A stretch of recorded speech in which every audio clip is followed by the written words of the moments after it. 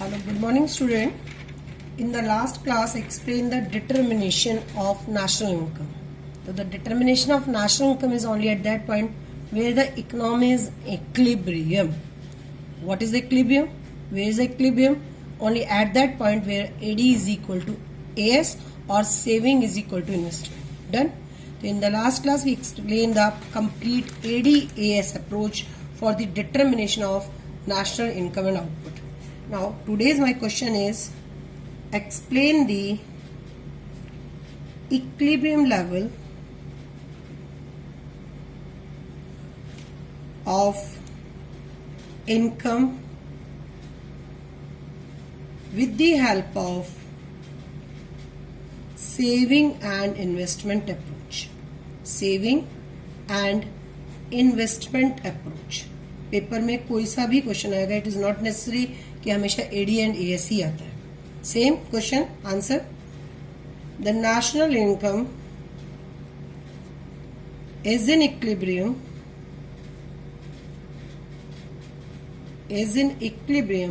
Where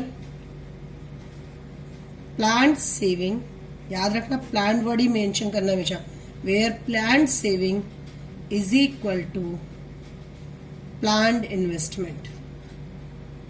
Done? Clear? Same इसके लिए भी शेड्यूल की रिक्वायरमेंट है, तो शेड्यूल वही जो हमने एडीएस अप्रोच में यूज की थी, हम उसी शेड्यूल के बिहाफ पर आंसर निकालेंगे. नाउ हियर ये हमारी शेड्यूल थी एडीएस अप्रोच में.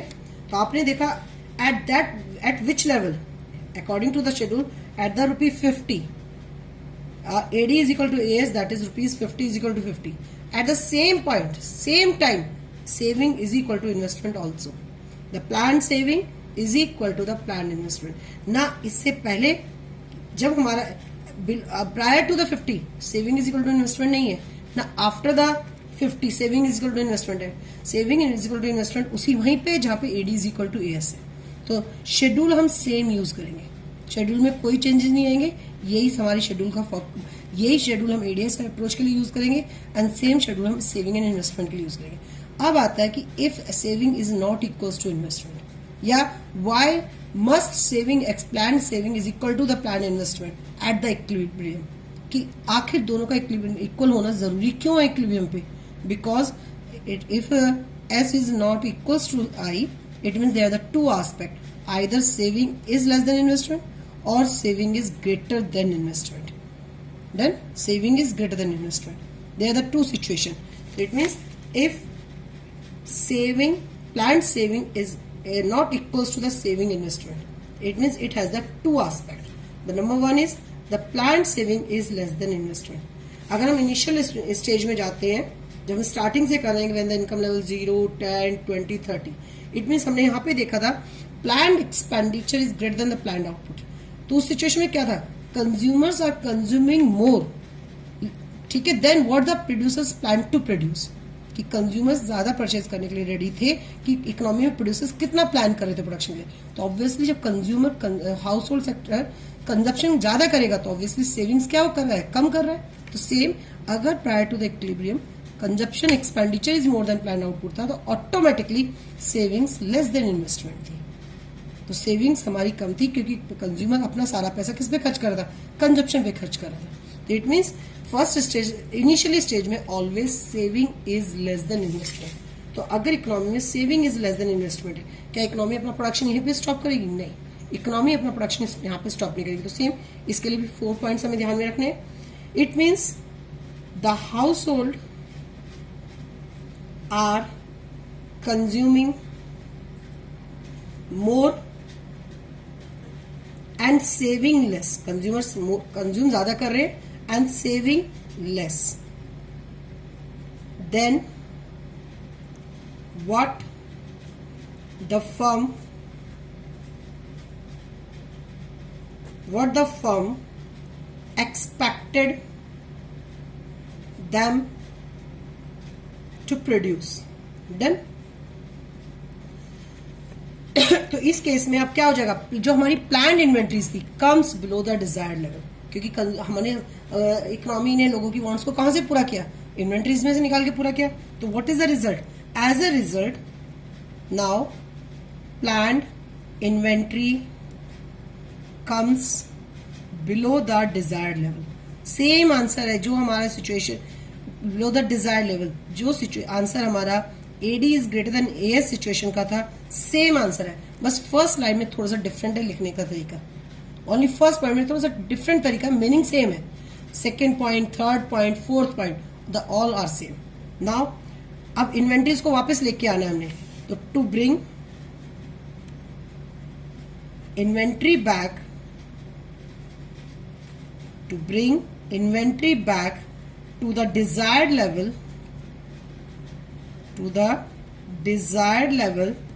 firm would plan to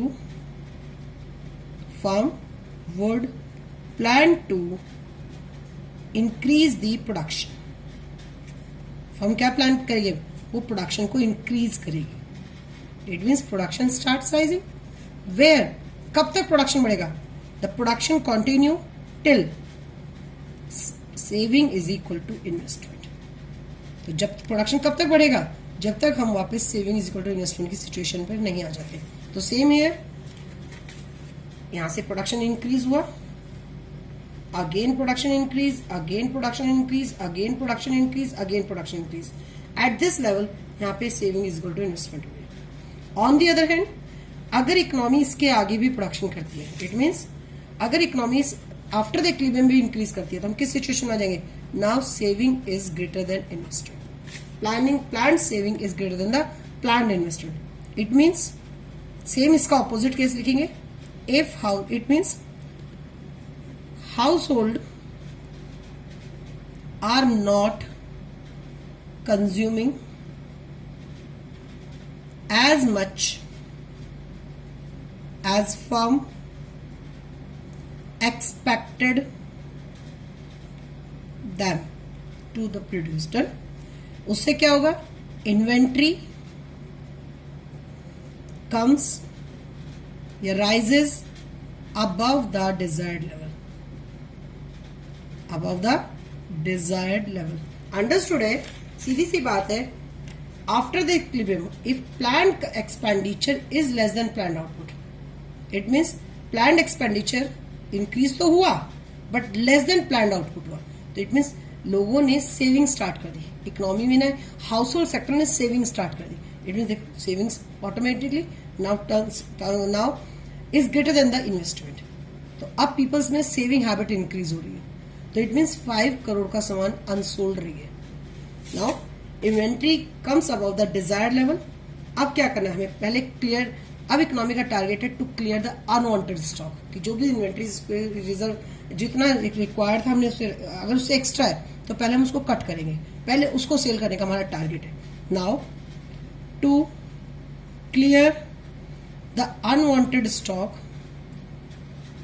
to clear the unwanted stock, firm would plan to reduce the production till planned saving is equal to planned investment. Same aspect, आपको बस कितना answer याद करना है, क्लियर हो गया.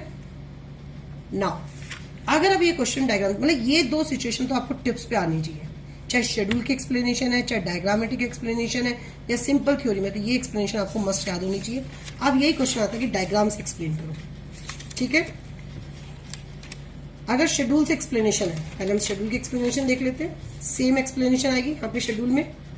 डन. शेड्यूल की एक्सप्लेनेशन क्या आएगी, the above table shows the equilibrium level of income is, the above table shows the equilibrium level of income is rupees 50 crore, because at this level planned saving is equal to the planned investment, that is 5 crore, and that, or you say the change in inventory is 0. Second point, before this income level there is tendency to increase the income. And third point, after this equilibrium level there is tendency to decrease the income. ठीक है, ये schedule explanation है. अगर question आता है कि diagrammatically explanation दीजिए, तो डायग्राम कैसे हम ड्रॉ करेंगे, सी है On the x-axis, we plot the income. Income will be shown on the x-axis and saving and investment will be shown on the y-axis. Already told, we take the autonomous investment. The curve of the autonomous investment is the parallel to x-axis. This is the investment curve. Saving curve always start from the negative range. Now upward slope. It is the saving curve. According to the theory, the equilibrium is only struck at only that point where saving is equal to investment. That means in this figure, saving curve intersect the investment curve at this point. This is equilibrium. Corresponding to this equilibrium, the level of income is OY determined. So what is the answer? The determination of income level जो निकला है इस diagram से, that is the OY. Then this is the diagram. इस diagram को draw करने के आपको 2 मार्क्स मिलेंगे, कंप्लीट 2 मार्क्स. लेकिन सबसे फर्स्ट है लेबलिंग. एक्स एक्सिस पे आप क्या ले रहे हैं, वाई एक्सिस पे क्या ले रहे हैं, आप जो भी कर्व ड्रॉ कर रहे हैं, लाइन ड्रॉ कर रहे हैं, उसको क्या नाम दे रहे हैं. अगर आपके डायग्राम में कहीं भी मिस्टेक है, मैं मार्क्स नहीं देती. एक्सप्लेनेशन तो मैं पढ़ूंगी नहीं अगर डायग्राम सही नहीं होगा. नाउ ये डायग्राम क्लियर हो गया, सब कुछ एक्सप्लेनेशन. अब इसको लिखना कैसे है. SS is the saving curve which slopes upwards showing the positive relationship. As income rise, positive relationship between the saving and income. As income rise, saving is also rises. ठीक है. II curve is the investment curve parallel to the x-axis because it is autonomous investment which remains unchanged as income rises. Now main point जो है, economy is in equilibrium at point E where saving and investment curve intersect each other, and corresponding to this equilibrium, the level of income is OY. This is the answer. Now prior to the equilibrium level, there is tendency to rise in income, and after the equilibrium level, there is tendency to decrease the income. Clear? तो ये straight forward question था saving and investment approach का. Straight forward question. अब ये question twist हो गया था. जैसे एडीएस अप्रोच का ट्विस्टेड क्वेश्चन आया इफेक्टिव डिमांड प्रिंसिपल के नाम से. बस एक इफेक्टिव डिमांड प्रिंसिपल के मीनिंग चेंज करना है, अदरवाइज डायग्राम, थ्योरी, शेड्यूल सब कुछ सेम था, बस एक डेफिनेशन चेंज हो गई. तो सेम S&I अप्रोच भी दे दिया. अब इसके बावजूद भी फिर क्वेश्चन आता है एक नया क्वेश्चन. ये भी ऑलरेडी बोर्ड में लास्ट ईयर या लास्ट ईयर आया है. The question is what are the 2 alternatives ways of determining equilibrium level of income. Equilibrium level of income, and how are these related? Explain with diagram. ठीक है. तो what are the 2 alternative ways? तो ADS approach and S&I approach. अब question है कि how are these related? ये एक दूसरे से रिलेटेड कैसे हैं, या टॉपिक है यूज डायग्राम. इनको डायग्राम के साथ समझिए. तो इस जब थ्योरी क्वेश्चन में आ रहा है तो you simple draw this one. Simple this one. This is the theory जो हमने एडीएस अप्रोच की स्टार्टिंग में समझाई थी मैंने आपको. सिंपल एडीएस के अप्रोच में जो पूरा हमने प्रूफ किया था कि एडीएस अप्रोच और एसआई अप्रोच हमारे पास कैसे आई.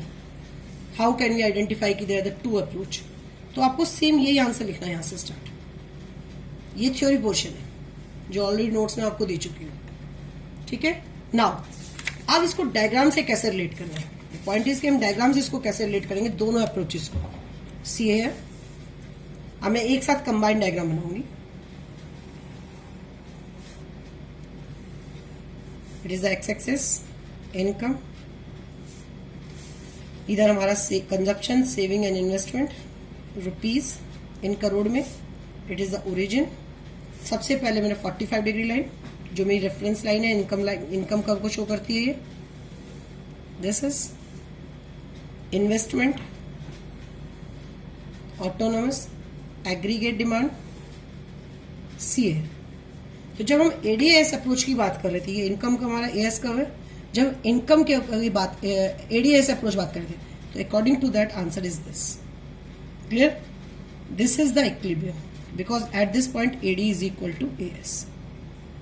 तो corresponding to this equilibrium the level of income is OY. तो इट मीन्स मेरा सेविंग कर्व के अकॉर्डिंग भी सेविंग एंड इन्वेस्टमेंट अप्रोच से भी यही आंसर आना चाहिए. तो सेम अब मेरा यहाँ पे सेविंग कर्व प्लॉट होना चाहिए. Saving curve start from the negative upward slope. Now it means मेरा सेविंग कर्व यहीं पे टच होना चाहिए, ना इसके लेफ्ट ना right. Suppose it is the also new equilibrium, either this equilibrium और दिस इक्विलिब्रियम. अकॉर्डिंग टू ये this equilibrium due to ADS approach, this equilibrium due to saving and investment approach. But corresponding to the both equilibrium, the level of income is only OY. Done है. इसलिए ये ई और even बिल्कुल यहाँ पे एक ही single line में आएंगे, ना लेफ्ट ना राइट. अब हम बात करें प्रायर टू द इक्विलिब्रियम. अगर इस सिचुएशन की बात करें तो AD is greater than AS. It means plan expenditure is greater than the plan output. So obviously saving is less than investment. Same वही इन्वेंट्रीज कम होगी, इन्वेंट्रीज कम बिलो द डिजायर लेवल होगी. तो to increase the production, to try to मतलब to recover the inventory back. ठीक है, तो हम अपने प्रोडक्शन को क्या करेंगे, इंक्रीज करेंगे. तो prior to the equilibrium there is tendency to increase the income. इसके बाद inventories above the desired level होगी. क्यों? क्योंकि planned expenditure is less than the planned output. It means खर्च कम है, प्रोडक्शन ज्यादा है. It means people start saving. So obviously saving comes above the investment. Saving investment से ज्यादा हो गया, तो ऑब्वियसली ये सारा हमारा अनसोल्ड स्टॉक बचता जा रहा है. तो to clear this unwanted stock economy क्या करेगी, प्रोडक्शन को डिक्रीज करेगी. एट द लास्ट प्रोडक्शन कहाँ होगा हमारा, S is equal to I और AD is equal to S. तो दिस इज द आंसर. तो जब टू अप्रोचेस को एक साथ रिलेट करके दिखाएंगे तो हमें ये वाला डायग्राम ड्रॉ करना है. एनफ. अब हम इससे रिलेटेड न्यूमेरिकल्स डिस्कस करेंगे. कभी कभी शेड्यूल से, डायग्राम से या थ्योरी के अलावा न्यूमेरिकल से भी डिटर्मिनेशन आता है. अब हम इसके न्यूमेरिकल्स डिस्कस करेंगे. Now after the diagrammatic representation और द शेड्यूल प्रेजेंटेशन, ठीक है, for the determination of the national income and output, now come to the numerical portion. कि इट इज नॉट नेसेसरी कि हमेशा determination of national income and output आपका diagrammatically ही आएगा या शेड्यूल से ही आएगा या स्टेटमेंट फॉर्म में क्वेश्चन आएगा. Sometimes, not sometime, maximum times आपका ये क्वेश्चन न्यूमेरिकली बेस्ड भी आता है. ठीक है, अब न्यूमेरिकली बेस्ड पे हम कैसे डिटर्मिनेशन करेंगे, अब मैं आपको वो प्रैक्टिस कराती हूँ. एक एडीएस अप्रोच से, एक सेविंग एंड इन्वेस्टमेंट अप्रोच से. अब हमारे पास न्यूमेरिकल प्रैक्टिस है. ठीक है, जैसे सपोज करूं अब मेरे पास तो पूरा क्वेश्चन है, मैं आपको डायरेक्टली उसमें गिवन मेंशन कर रही हूँ. जो फर्स्ट क्वेश्चन है मेरे पास, फर्स्ट क्वेश्चन में है कि गिवन, अब जो गिवन है आपको जब असाइनमेंट मिलेगा तो आपको पूरा स्टेटमेंट फॉर्म में क्वेश्चन मिलेगा. तो सबसे पहले आप उसमें से गिवन मेंशन कर लेना. अगर आप गिवन मेंशन कर लेते हैं तो सम इजीली कैलकुलेट होता है. अब मेरे पास जो गिवन है दैट इज सी की इक्वेशन दे रखी है. C is equal to 500 plus में 0.9y. This is the given हो. And investment is equal to 1000. Done. ये दो चीज मेरे पास गिवन है कि इन्वेस्टमेंट दे दिया, कंजप्शन दे दिया इकोनॉमी में. अब उसने कहा मेरे से कि calculate the following. Calculate the following. अब कैलकुलेट क्या करना है आपको, फर्स्ट पे equilibrium level of income and second आपको कैलकुलेट करना है consumption expenditure at equilibrium level of income, not the level of income, only eight the equilibrium level of income. अब आपको ये दो चीज कैलकुलेट करनी है. बोर्ड में ये क्वेश्चन 4 मार्क्स को भी स्कोर कर चुका है, 3 को भी स्कोर कर चुका है, 6 में भी ये क्वेश्चन आ जाता है. समटाइम ये क्वेश्चन जो आता है बोर्ड में 6 मार्क्स का आता है. तो बहुत ईजी करना. फिर आपको डायग्राम को करने की जरूरत नहीं है, शेड्यूल करने की जरूरत नहीं है, थ्योरी करने की जरूरत नहीं है. अब इसका अटेम्प्ट कैसे करेंगे, that is the most important कि अटेम्प्ट कैसे करना है. इसीलिए मैं आपको सिखा रही हूँ आंसर. सबसे पहले आप मेंशन करेंगे एट, हम फर्स्ट पोर्शन कैलकुलेट कर रहे हैं, at equilibrium level of income. This is the first line. AS it means Y is equal to AD. हम पढ़ चुके हैं इक्विलिब्रियम कहाँ होगा, AS is equal to AD होगा. आप ऐसे लिखें, बेटर है इसको हम ऐसे लिखेंगे, Y is equal to C plus I. याद रखना जब भी हम न्यूमेरिकल करेंगे तो हमारे लिए ये इजी होगा. Y is equal to C plus I. इसकी हेल्प से, ठीक है। ये AS is equal to AD, it means both y is equal to C plus है। नाउ y, अब C की जगह हम C की वैल्यू पुट कर देंगे जो ऊपर गिवन है। 500 प्लस में 0.9y प्लस में I 1000, ठीक है। अब आप इसको कैलकुलेट करेंगे, इधर आ जाएगा y माइनस में 0.9y, तो y साइड में हो गया 1500, डन। नाउ y हमारा ये 0.1y हो गया, 1y माइनस में 0.9y माइनस में, ठीक है, इज इक्वल टू 1500।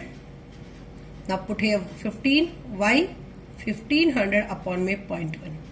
मैथ्स के स्टूडेंट हो, कैलकुलेशन के आगे आपको आती है, डेसिमल रिमूव करेंगे, मल्टीप्लाई में 10, the answer is equal to ₹15,000, ठीक है।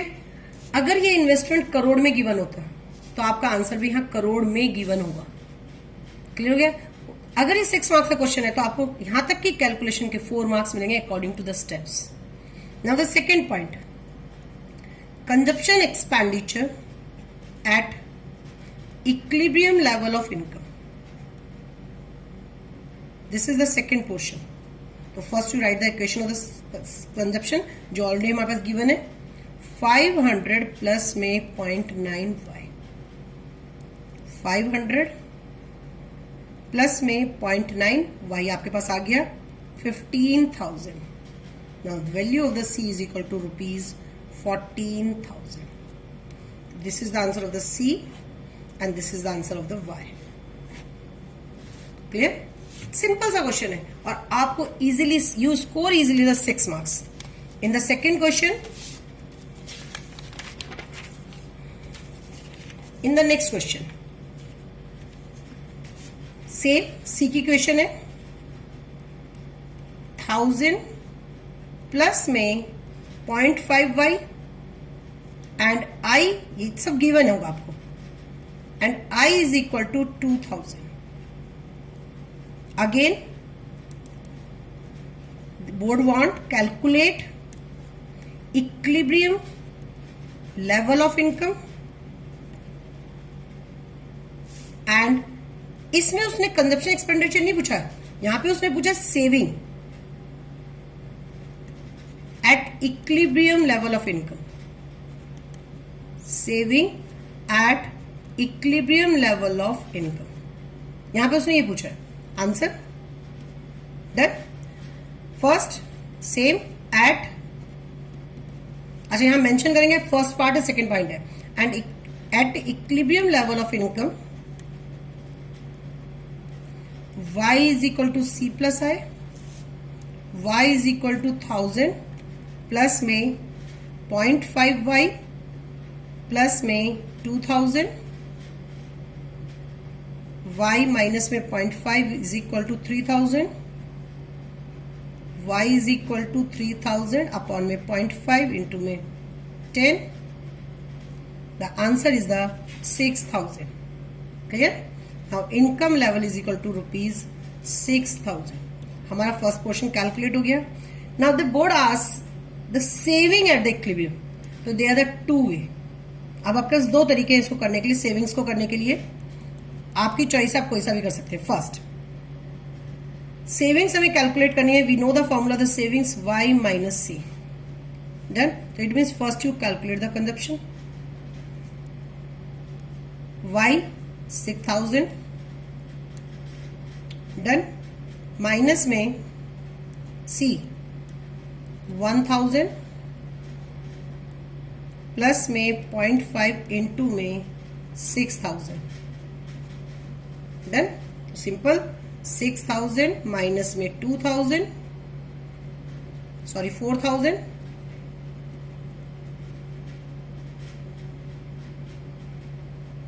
क्लियर है, 4000 आ जाएगा।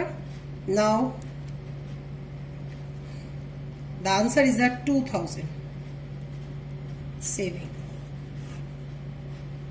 डन। आप या तो इसको ऐसे करेंगे या हमारे पास दूसरा तरीका है, either you do in this way और the other way. At equilibrium level of income at equilibrium level of income, S is equal to I and I is equal to rupees 2000 given. यहाँ पे given mention करना पड़ेगा। अगर आप इसको इस तरीके से कर रहे हैं और आपने गिवन मेंशन नहीं किया तो आपके मार्क्स नहीं मिलेंगे।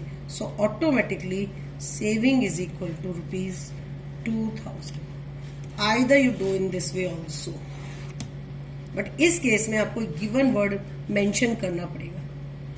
तो ये थे मेरे कि अगर board given the consumption equation, ठीक है, बट अगर ऑन द अदर साइड अगर बोर्ड सेविंग इक्वेशन देता है, if the board given the saving equation, so how can you calculate the equilibrium level of income? Now third question, if saving equation is equal to minus 250 plus में 0.25y and investment is equal to rupees 2000 crore. अब यहाँ pay rupees 2000 crore दिया हुआ है। So now how we calculate the equilibrium level of income? The board tell calculate equilibrium level of income. Simple. Saving भी पूछ सकता है आपको, कंजप्शन भी पूछेगा, ठीक है ना। First you calculate the equilibrium level of income. तो यहाँ पे मैं थोड़ा स्टेप चेंज होगा। अगर बोर्ड ने सेविंग इक्वेशन दी है तो आपको सेविंग अप्रोच यूज करनी है। अगर बोर्ड ने कंजप्शन ने दिया गिवन था तो you use only the consumption plus investment approach. इस बात को माइंड में सेट कर लो। आप इनको डिराइव नहीं करेंगे कि कंजप्शन से सेविंग इक्वेशन ड्राइव की, सेविंग से कंजप्शन इक्वेशन ड्राइव की, जब तक बोर्ड आपसे डिमांड नहीं करता। अगर बोर्ड में सेविंग इक्वेशन गिवन है तो यू कैलकुलेट और use only the saving and investment approach at equilibrium level of income. The saving is equal to investment.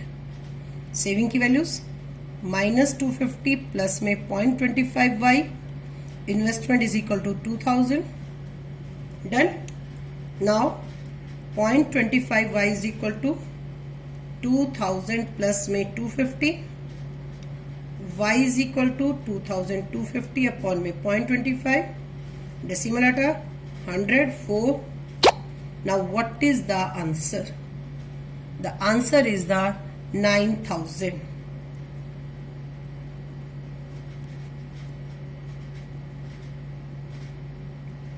Clear? But यहां पे इन्वेस्टमेंट करोड़ में गिवन था, इसलिए यहां भी इन्वेस्टमेंट करोड़ मेंशन करेंगे। क्लियर? Simple equilibrium. तो if the board given the saving equation तो you use the saving and investment approach. This line is the most important.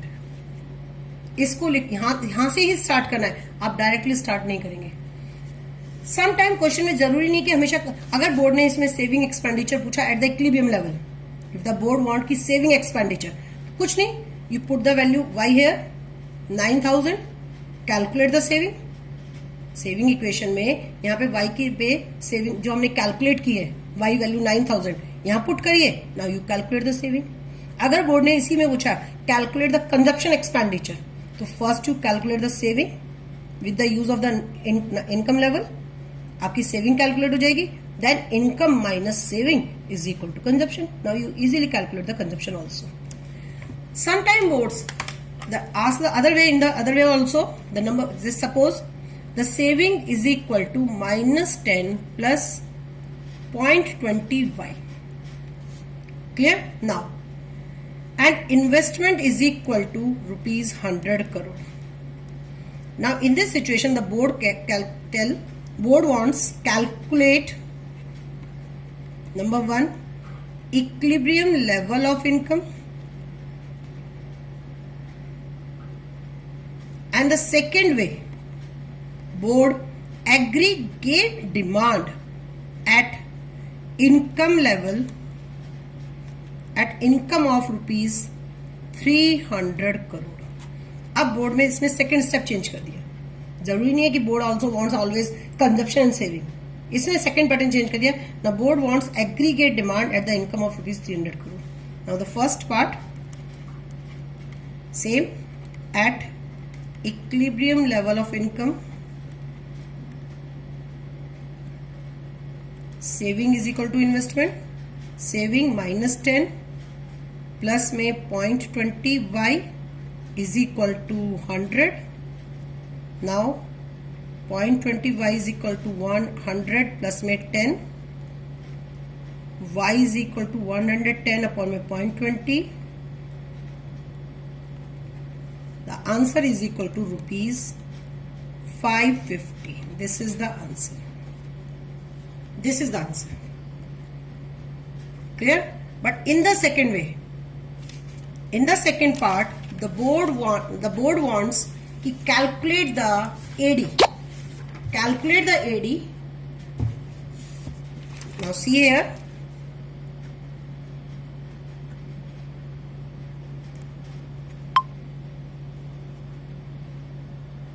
Now in the second part, the board calculate the AD. What is the formula of the AD? C plus I. ठीक है. Now what is the equation of the C? C की equation क्या बन जाएगी? जैसे इसको opposite करेंगे, -10 10 में कन्वर्ट हो जाएगा, 0.20 किस में हो जाएगा? ये 0.20 क्या है? MPS. बट C की इक्वेशन में वी नीड MPC. तो हम इसको C की इक्वेशन में कन्वर्ट करेंगे. 10, ध्यान से सुनना, ये 10 कैसे आया? -10 जो ऑटोनोमस कंजप्शन था, जो डिस सेविंग था एट द जीरो इनकम, वो -10 से 10 बन गया. This is the MPS, but for the calculation of the C we need the MPC. तो 1 minus 0.20, it is a 0.80. What at the what level? 300 level. Now into में 300 plus में investment already given है, that is 100. Now start.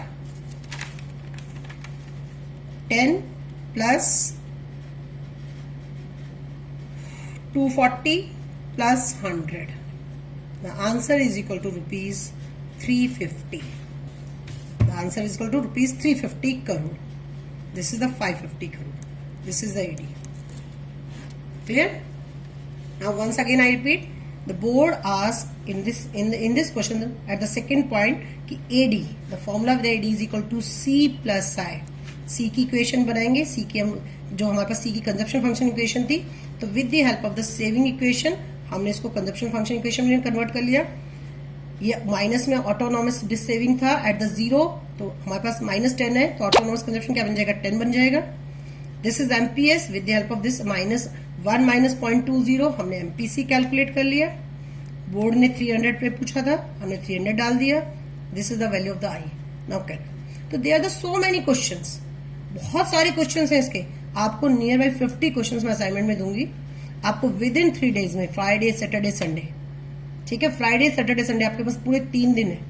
आपको सारे सम करने. अगर किसी भी कोई सम में डाउट है, आप सेम टाइम मैम को कॉल करके बात करेंगे. Same time. पर तुक्का लगा के आंसर को कैलकुलेट मत करना प्लीज. ठीक है बेटा, थैंक यू.